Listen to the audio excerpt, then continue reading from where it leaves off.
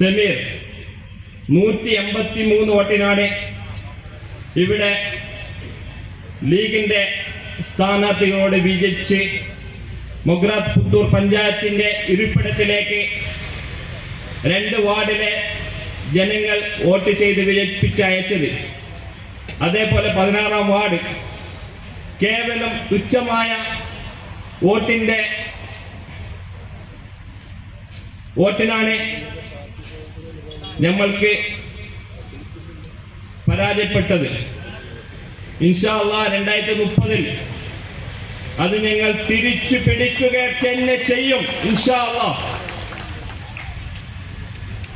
ജനങ്ങളാൽ തെരഞ്ഞെടുക്കപ്പെട്ട ജനപ്രതിനിധികളായ നമ്മുടെ മഞ്ചേശ്വരം മണ്ഡലത്തിൽ പൗരന്മാരെന്നായി ആ ഏകബോധത്തോടെ രാഷ്ട്രത്തെ നയിക്കാൻ പ്രാപ്തിയുള്ള ഒരു രാഷ്ട്രീയ സംവിധാനം വളർത്തി വാർത്താവിനിമയ സംവിധാനം വളരെ കുറഞ്ഞ കാലഘട്ടത്തിൽ പോലും രാജ്യത്തൊരു പൊതു തിരഞ്ഞെടുപ്പ് നടക്കുമ്പോൾ നാം എല്ലാം റേഡിയോയിൽ വാർത്തയ്ക്ക് വേണ്ടി കാതോർക്കും.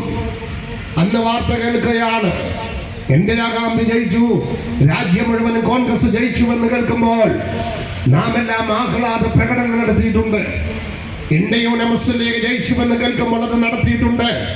ഒരുപക്ഷെ മാർക്സിസ്റ്റ് പാർട്ടിക്ക് വേണ്ടിയും നടത്തിയവരുണ്ടാകാം.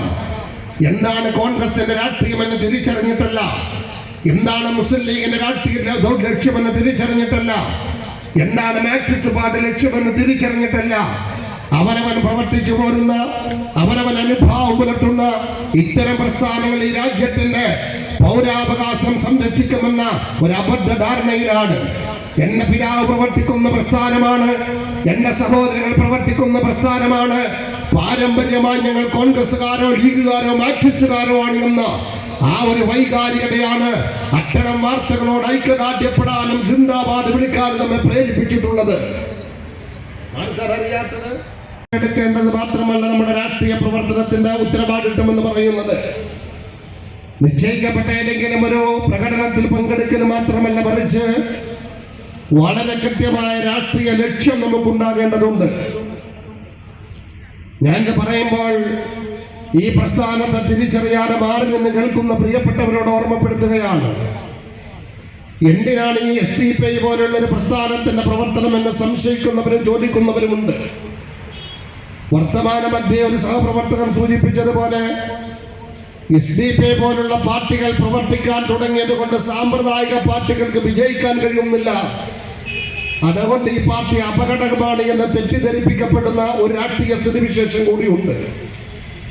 അതുകൊണ്ട് തന്നെ ഞാൻ ഓർമ്മപ്പെടുത്തുകയാണ്, നമ്മുടെ പൂർവികരാരും രാഷ്ട്രീയ പ്രവർത്തനം നടത്താത്തവരല്ല, നമ്മുടെ പിതാക്കന്മാർ രാഷ്ട്രീയ പ്രവർത്തനം നടത്താത്തവരല്ല, നമ്മുടെ സഹോദരന്മാർ രാഷ്ട്രീയ പ്രവർത്തനം നടത്താത്തവരല്ല, മറിച്ച് സ്വാതന്ത്ര്യാനന്തര ഇന്ത്യയിൽ അതിനു മുമ്പുള്ള ചരിത്രവും ഞാൻ പരാമർശിക്കുന്നില്ല.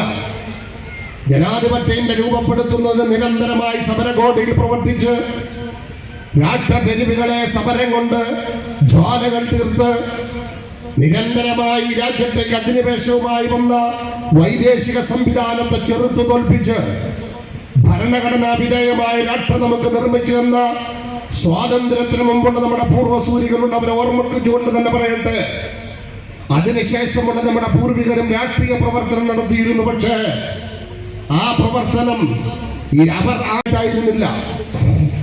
അവർ വിചാരിച്ചു ഇന്ത്യൻ നാഷണൽ കോൺഗ്രസിൽ നമുക്ക് പ്രവർത്തിക്കാം, കോൺഗ്രസിൽ പ്രവർത്തിക്കുന്നതിലൂടെ രാജ്യത്തിന്റെ ഭരണഘടന നടപ്പിലാക്കുമെന്ന് അവർ വിശ്വസിച്ചു.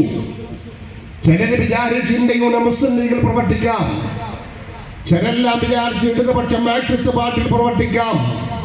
പിന്നീട് സോഷ്യലിസ്റ്റ് വിപ്ലവം പ്രഖ്യാപിച്ചുകൊണ്ട് കടന്നു വന്ന അത്തരം സോഷ്യലിസ്റ്റ് പ്രസ്ഥാനങ്ങൾ പ്രവർത്തിക്കാം എന്നെല്ലാം വിചാരിച്ച് സമ്പത്ത് കൊടുത്തവരാണ് ഇത്തരം പ്രസ്ഥാനങ്ങൾക്ക് വേണ്ടി നമ്മുടെ പൂർവികർ. ഇന്നും കൊടുത്തുകൊണ്ടിരിക്കുന്നവരാണ് നമ്മുടെ സമകാലികരായ ലക്ഷക്കണക്കിന് ആളുകൾ. എന്നാൽ ഇത്തരം പ്രസ്ഥാനങ്ങളെല്ലാം പ്രവർത്തിച്ച് അതിനു വേണ്ടി സിന്ദാബാദ് വിളിച്ച് അതിനുവേണ്ടി കൊടിമര ജാഥ നടത്തി കൊടിമരങ്ങൾക്ക് കാവൽ നിന്ന് അതിനുവേണ്ടി ജീവൻ കൊടുത്തും ജീവിതം കൊടുത്തും 3/4 നൂറ്റാണ്ട് പിന്നിടുമ്പോൾ ഇന്ത്യ രാജ്യം എവിടെ എത്തി നിൽക്കുന്നു എന്നതിനെ സംബന്ധിച്ച് വിശകലനം ചെയ്യേണ്ട ബാധ്യത നമുക്ക് ഓരോരുത്തർക്കുമുണ്ട്. രാഷ്ട്രീയ പ്രവർത്തനം നടത്താത്തത് കൊണ്ടാണ് രാജ്യം ഈ സ്ഥിതിവിശേഷത്തിലേക്ക് എത്തിയത്. രാഷ്ട്രശബ്ദങ്ങളെ കൊഞ്ഞനം കുട്ടുന്ന ഭരണഘടനയും നിഷേധിക്കുന്ന ഒരു സംഘം അക്രമത്തിൽ ഔത്സുക്യരായ ആളുകൾ ജനാധിപത്യത്തിന്റെ ദൗർബല്യത്തെ ഉപയോഗപ്പെടുത്തിക്കൊണ്ട് ഈ രാജ്യം ഭരിക്കുന്ന സ്ഥിതിവിശേഷത്തിലേക്ക് എത്തിയത് ആരും രാഷ്ട്രീയ പ്രവർത്തനം നടത്താത്തത് കൊണ്ടായിരുന്നില്ല. നമ്മൾ ഇനിയെങ്കിലും ഒന്ന് ആലോചിക്കണം. അതാർക്ക് വേണ്ടിയാണ്? അത് രാജ്യത്തിന് വേണ്ടിയാണ്, അത് തലമുറയ്ക്ക് വേണ്ടിയാണ്, രാജ്യത്തിന്റെ ഭരണഘടനയ്ക്ക് വേണ്ടിയാണ്, രാഷ്ട്രഭാവിക്ക് വേണ്ടിയാണ്.